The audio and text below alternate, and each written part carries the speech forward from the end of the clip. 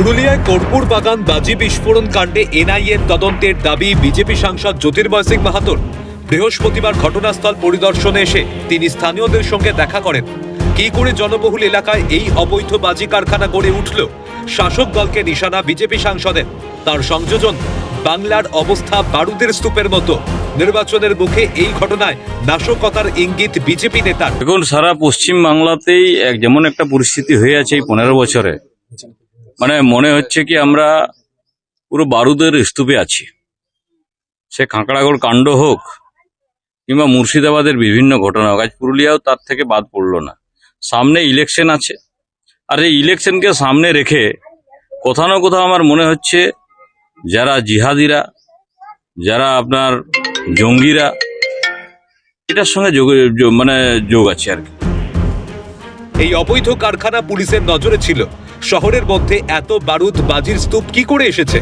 বাংলাদেশ ও ভারত বিরোধী জঙ্গি সংগঠনের হাত রয়েছে সন্দেহ প্রকাশ বিজেপি সাংসদের। ঘটনায় কে কে জড়িত রয়েছে তার জন্য এনআইএ তদন্তের দাবি তার। তারপরেও এখানে এত বারুদ একসঙ্গে কি করে সম্ভব? এনআইএ তদন্ত হওয়া উচিত। এনআইএ তদন্ত হলেই সেটা একদম দুধের দুধ জলের জল হবে। কারণ আমার যতদূর সম্ভব এই কানেকশন বাংলাদেশ পর্যন্ত যেতে পারে। মুর্শিদাবাদের পথ দিয়ে বাংলাদেশ, এটা মানে আমার যথেষ্ট সন্দেহ আছে আর কি। অর্থাৎ সেই জন্য এনআইএ তদন্ত হলে পুরো একদম ক্লিয়ার হবে এর পিছনে কি আছে রহস্য। উল্লেখ্য, বুধবার রাতে ঘটা বিস্ফোরণে আহত 2।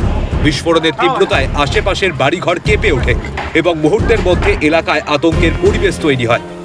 দার্জিলিং থেকে জঙ্গলমহল পুরোটাই বারুদের স্তূপ। বারংবার অভিযোগ করা সত্ত্বেও উল্টে পুলিশ স্থানীয়দের ধমক দিয়েছেন। পুলিশ প্রশাসনের ভূমিকাতে প্রশ্ন বিজেপি সাংসদের।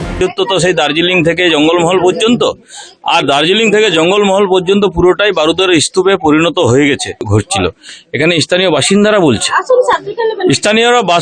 বলছে কি আমরা বারে বারে পুলিশে অভিযোগ করেছি, অভিযোগ করা সত্ত্বেও পুলিশ এসে আমাদের ঘরে শাসিয়ে গেছে। নির্বাচন এলেই বিজেপির মুখে জিহাদি মুসলিম এনআইএর তদন্ত কথাগুলি প্রায় শোনা যায়।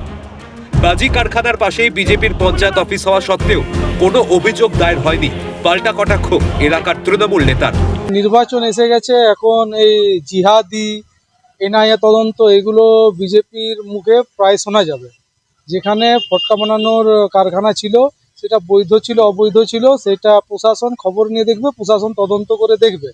কিন্তু আমাদের যেটা বক্তব্য যে ফটকা ফ্যাক্টরি তার পাশেই বিজেপি চালিত পঞ্চায়েত, তারা কতবার অভিযোগ জানিয়েছে থানায়, তার কাগজটা দেখাক। রাজ্যে বেআইনি বাজি বিস্ফোরণের ঘটনা নতুন নয়। পুরুলিয়া বাজি বিস্ফোরণ সেই তালিকায় জুড়ল। বেআইনি বাজি তৈরির রমনামা বন্ধ হবে কবে, কিভাবে? প্রশাসনে ভরসা রাখছে কি সাধারণ মানুষ? পুরুলিয়া থেকে দীপক রামের রিপোর্ট, ক্যালকাটা নিউজ।